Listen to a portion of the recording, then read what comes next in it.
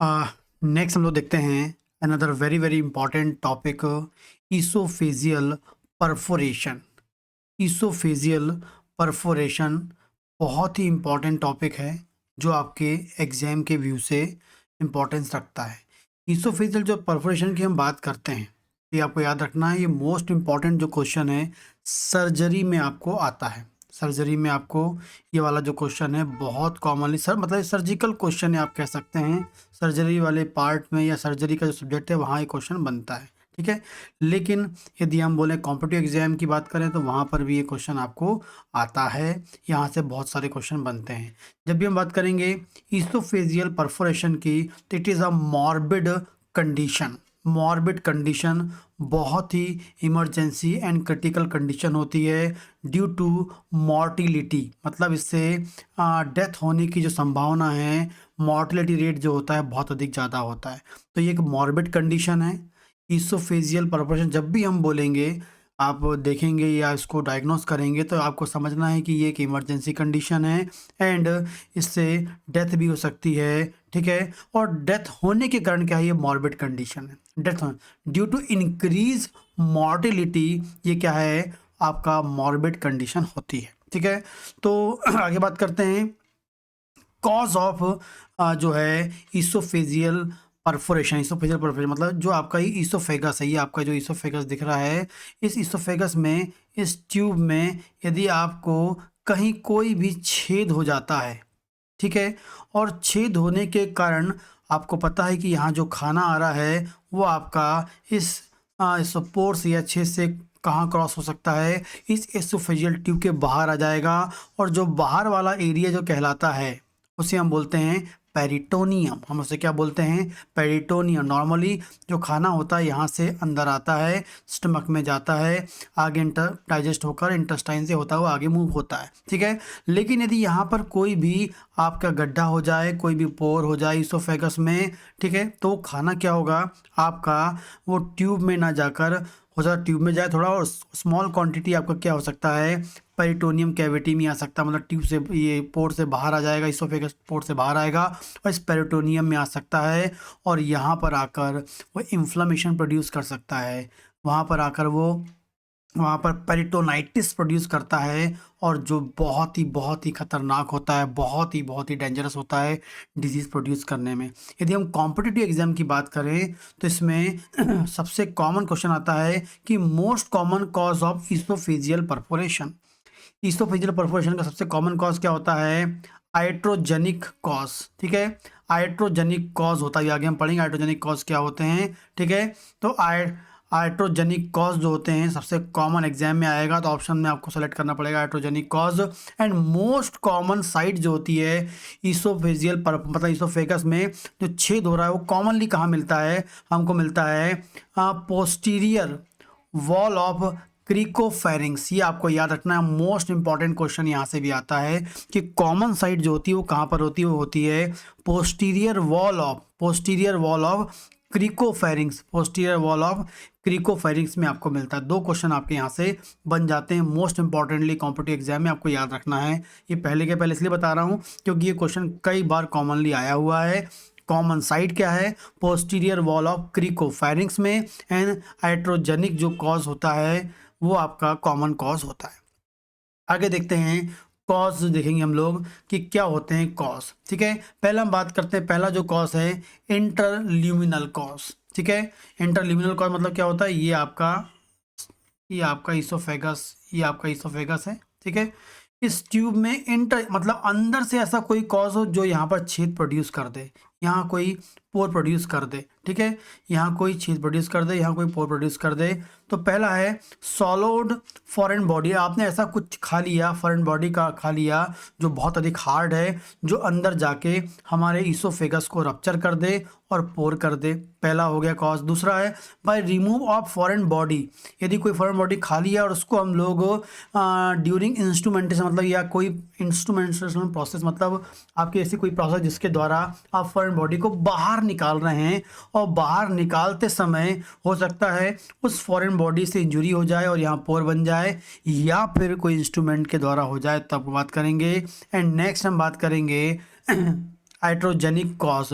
Hydrogenic cause जो होता है वो है आपका अकरिंग ड्यूरिंग डायग्नोस्टिक एंडोस्कोपी। ये हम एंडोस्कोपी के लिए यहाँ से आप एंडोस्कोपी प्रोसेस ऐसे करते हैं। तो जब एंडोस्कोपी करते हैं तो कई बार हो सकता है, बहुत रेयर होता है लेकिन, तो वो भी आपकी इसोफेगस में इंजरी प्रोड्यूस कर सकता है एंड पोर प्रोड्यूस कर सकता है, मींस परफोरेशन प्रोड्यूस कर सकता है। ठीक है, तो हाइड्रोजेनिक कॉज जो होते हैं उसमें पहला क्या आ गया आपका डायग्नोस्टिक एंडोस्कोपिक जो मिलेगा आपको, एंडोस्कोपी जो एंडोस्कोपी यूज़ करते हैं, प्रोसेस करते हैं। ठीक है ना। आगे बात करते हैं, खासकर हमने बोला डायग्नोस्टिक जो एंडोस्कोपी करते हैं हम लोग उससे होता है, लेकिन खासकर कौन से केस में, थर्ड डिग्री बर्न। यदि कोई थर्ड डिग्री बर्न का केस आपके पास आ गया है और उस केस में जनरली कंट्रा इंडिकेट होता है एंडोस्कोपी। यदि आप थर्ड बर्न के केस में यदि आप एंडोस्कोपी यूज़ कर रहे हैं तो उसमें बहुत कॉमनली आपको परफोरेशन मिल सकता है। ये आपको और एक इंपॉर्टेंटली याद रखना है।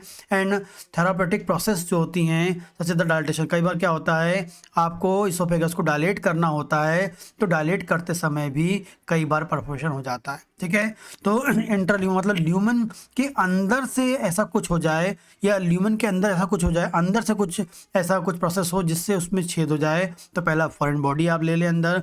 फॉरेन बॉडी को बाहर निकालते समय, ठीक है, हाइड्रोजेनिक में आपको क्या कौन हो जाएगा, आपका एंडोस्कोपी करते हैं, या हम बोलेंगे थर्ड बर्न की कंडीशन में एंडोस्कोपी करते हैं, वहाँ तो आपको ये परफोरेशन मिल सकता है। एंड आप जब इसोफेगस को डायलेट करते हैं तब आपको परफोरेशन मिल सकता है। ये पहला कॉज है। ठीक है, क्योंकि जब परफोरेशन होगा, आपका परफोरेशन होगा तो आपको पता है कि जो मटेरियल है वो कहाँ पहुँच जाएगा, पेरिटोनियम में पेरिटोनाइटिस प्रोड्यूस करता है, जो मैंने आपको बताया है।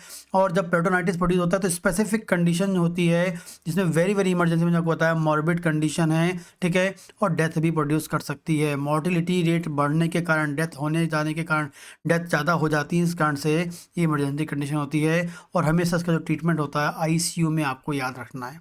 आईसीयू में आपको इसको याद रखना, आईसीयू में होता है। ठीक है, आगे बात करेंगे।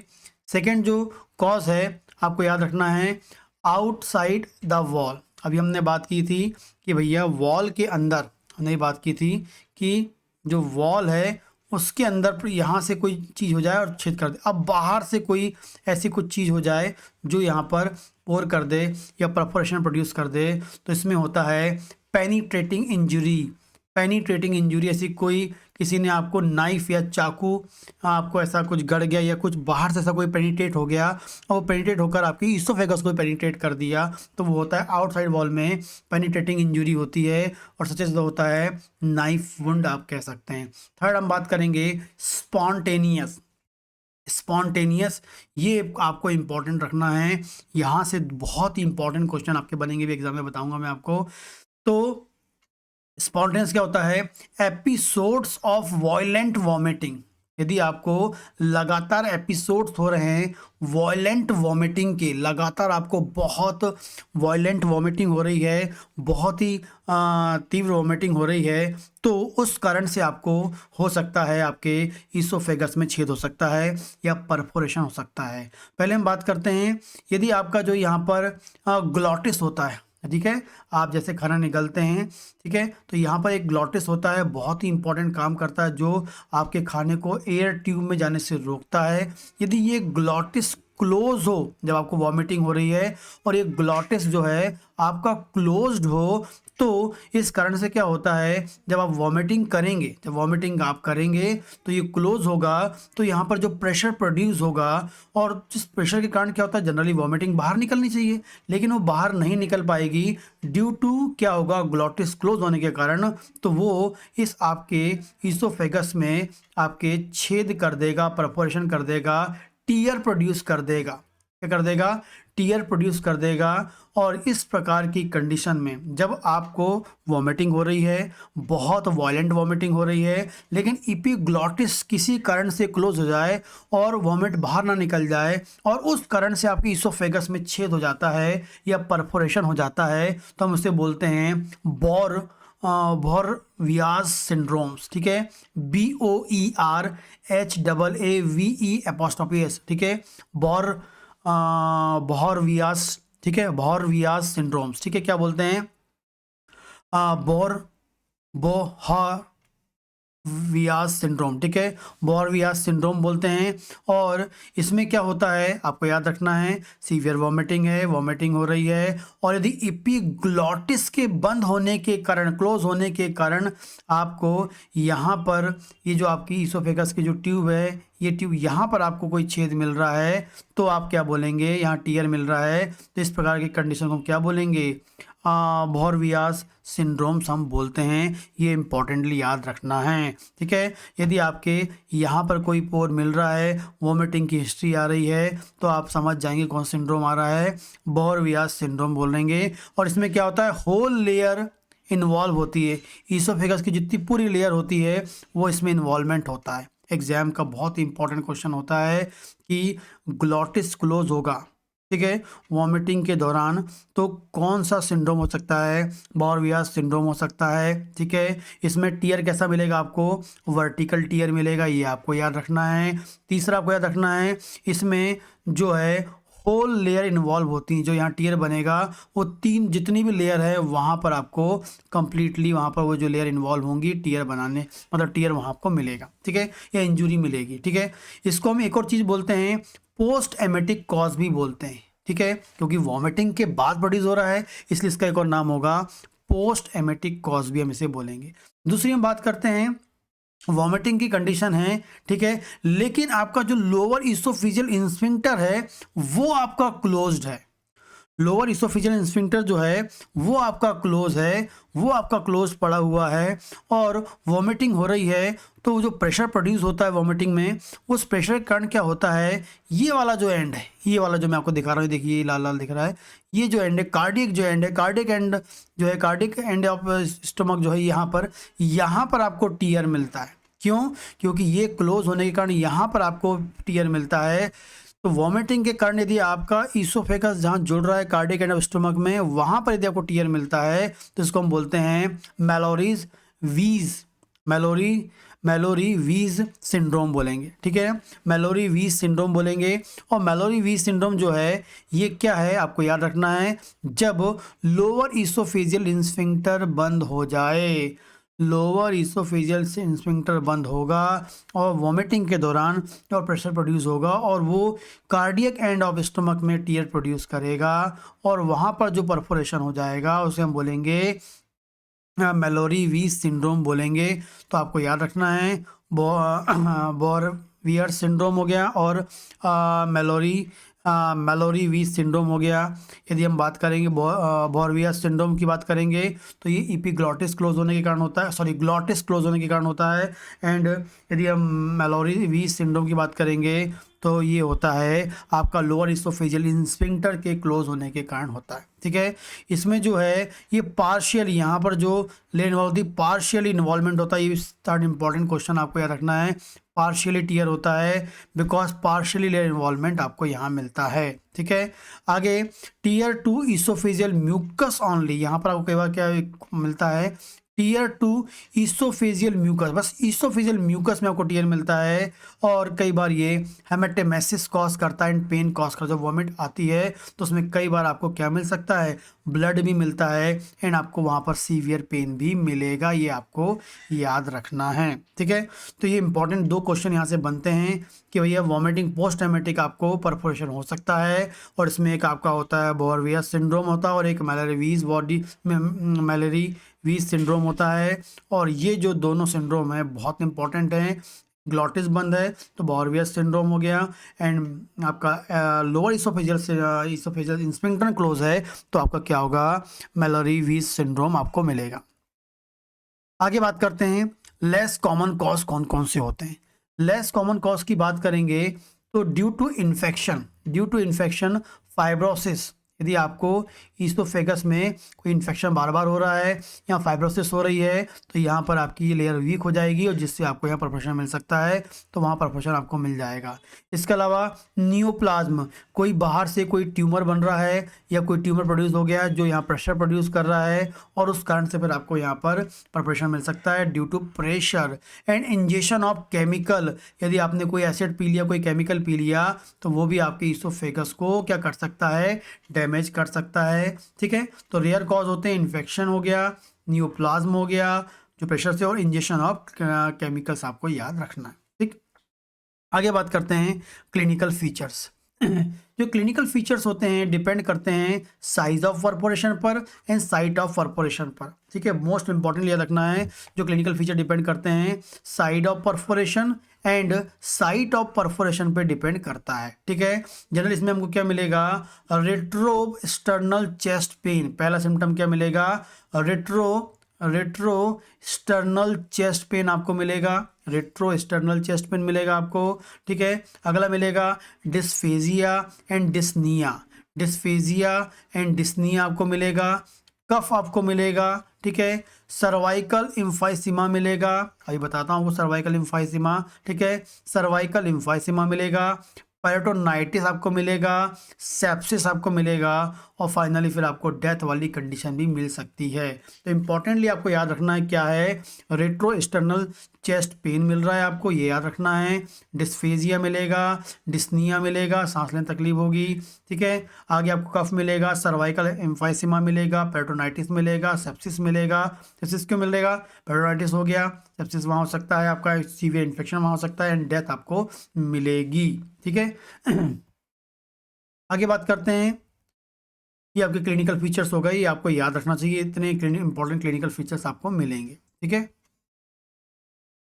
फिर आगे बात करते हैं, पहले हम बात करेंगे बोरवियस सिंड्रोम जो होता है, वो बताया था मैंने आपको, ईसोफेजियल परफोरेशन है, जिसमें आपको बताया था मैंने कि ग्लॉटिस जो आपका है वो ग्लॉटिस बंद होगा तो आपके इस एरिया में आपको परफोरेशन मिलता है। यहाँ परफोरेशन मिल रहा है तो हम क्या बोलेंगे, वॉमिटिंग के कारण, वॉमिटिंग के दौरान ग्लॉटिस बंद होने के कारण यहाँ पर यदि आपको मिलेगा तो बोरवियस सिंड्रोम बोलेंगे।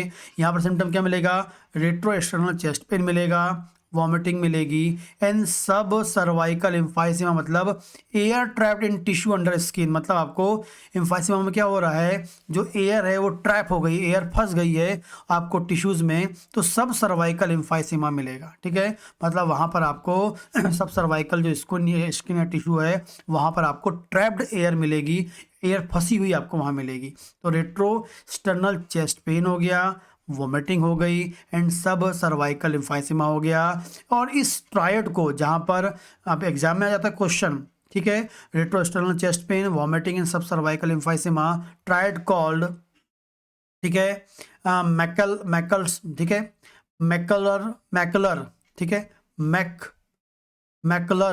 मैकुलर ट्रायड कहते हैं, क्या बोलते हैं, मैकुलर ट्रायड, MACKLER, ठीक है, मैकुलर्स भी बोलेंगे, एपोस्ट्रोफी मैकुलर ट्रायड होता है। ठीक है ना, मैकुलर ट्रायड्स हम बोलते हैं।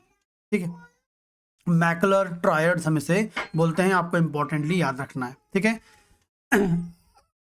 आगे बात करते हैं, इन्वेस्टिगेशन की बात करते हैं, क्या इन्वेस्टिगेशन करते हैं, तो यहाँ से आपको याद रखना है, बोरवियस सिंड्रोम में जो आपको 3 सिम्टम मिल रहा है उसको मैकुलर्स ट्रायड बोलते हैं। ठीक है, इन्वेस्टिगेशन बात करते हैं, एक्सरे आपको मिलता है, एक्सरे कराते हैं आप इन्वेस्टिगेशन में, और 90% डायग्नोसिस आपकी यहाँ से हो जाती है।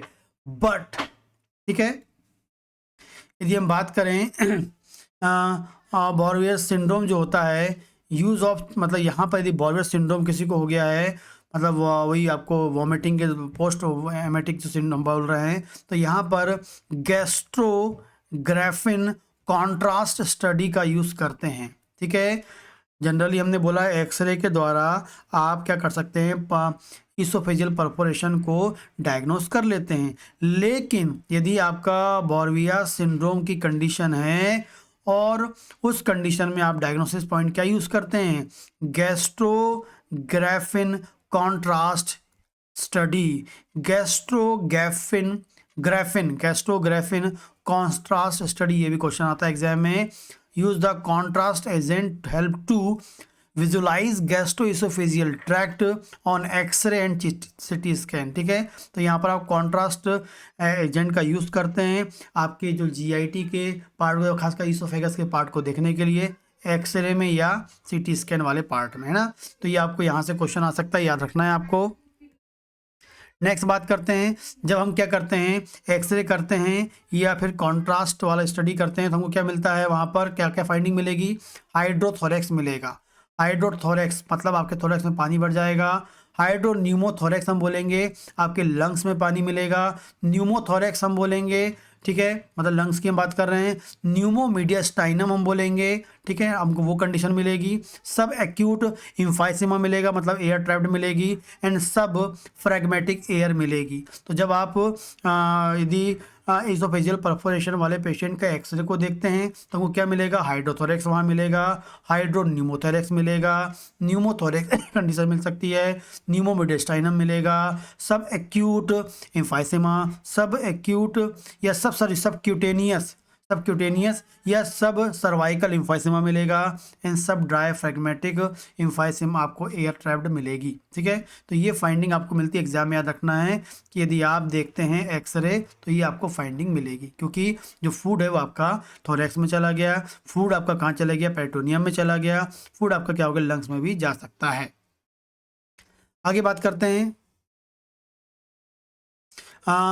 जो केस है इसको हमेशा इमरजेंसी में डील करना है। कहाँ डील करना है आपको, इमरजेंसी में आपको डील करना है। ये वेरी वेरी इंपॉर्टेंटली आपको याद रखना है, ये आपको दिमाग में रखना पड़ेगा। इमरजेंसी जब भी केस आएगा ये इमरजेंसी कंडीशन होती है।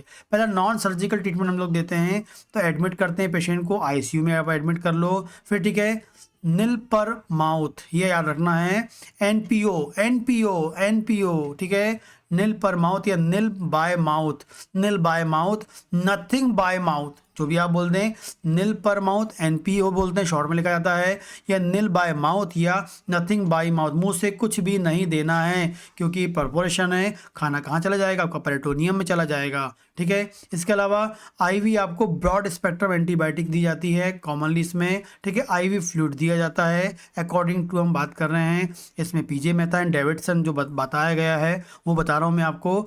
आईवी स्पेक्ट्रम दी जाती है, आईवी ब्रॉड स्पेक्ट्रम एंटीबायोटिक, मतलब ब्रॉड स्पेक्ट्रम मतलब जो ग्राम नेगेटिव ग्राम पॉजिटिव दोनों पे वर्क करने वाली एंटीबायोटिक दी जाती है, स्ट्रॉन्ग एंटीबायोटिक दी जाती है, आईवी फ्लूइड दिया जाता है क्योंकि आप ओरल तो कुछ ले नहीं पा रहे हैं, एंड स्ट्रॉन्ग पेन किलर दिए जाते हैं, बहुत सीवियर पेन होता है इसलिए स्ट्रॉन्ग पेन किलर भी प्रिस्क्राइब भी किए जाते हैं, ठीक है।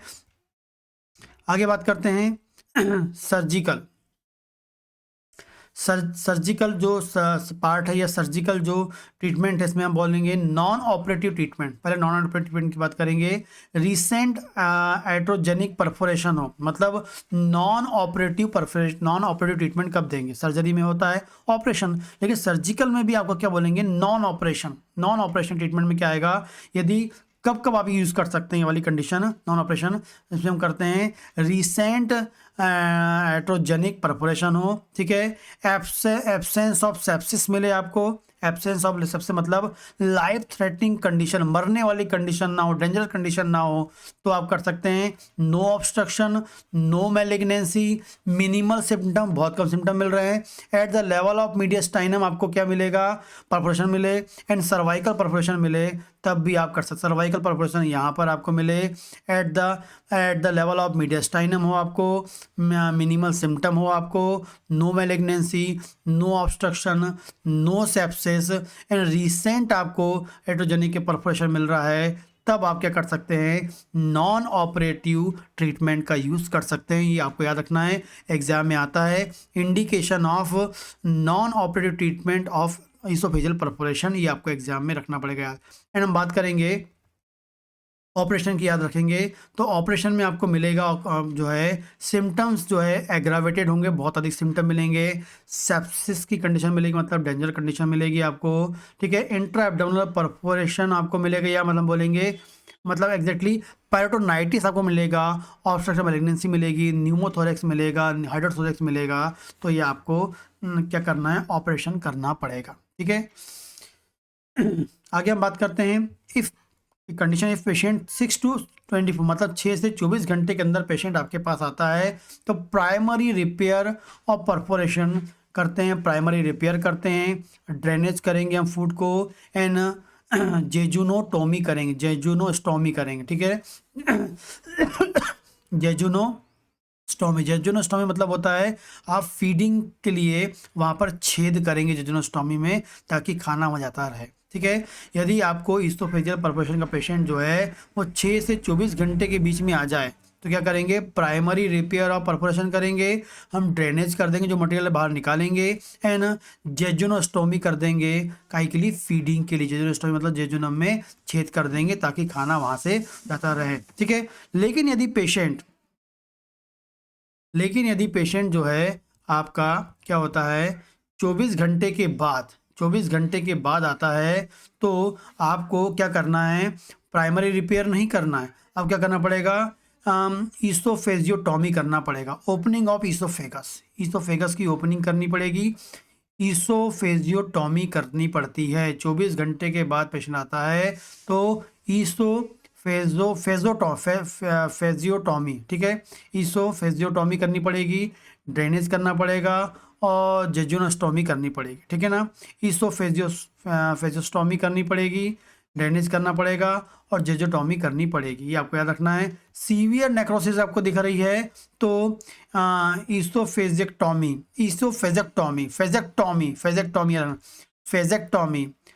फेजोटॉमी, ठीक है। देखिए स्पेलिंग अलग अलग है, तो आपको याद रखना है। यदि 24 घंटे के बाद हम क्या बोल रहे हैं, फेजोस्टॉमी करेंगे, स्टॉमी, और यहाँ पर क्या करेंगे, टॉमी,